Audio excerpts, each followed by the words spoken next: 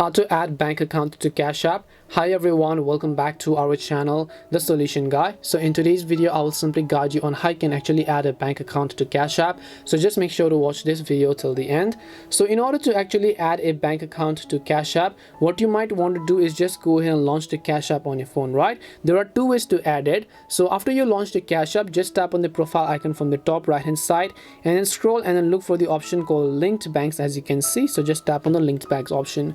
So once you tap on Linked Banks, here you'll find another option that says Link Debit Card. You can just tap on the Link Debit Card. So it'll ask you add a bank using a debit card, right? So you just want to make sure to enter your bank's debit card number, the expiration date, the 3-digit CVV code, as well as also the zip code. And after you've done that, tap on the link card option, and when you link your card, your bank will also be automatically linked. Or else what you could do is just tap on the no card option over here.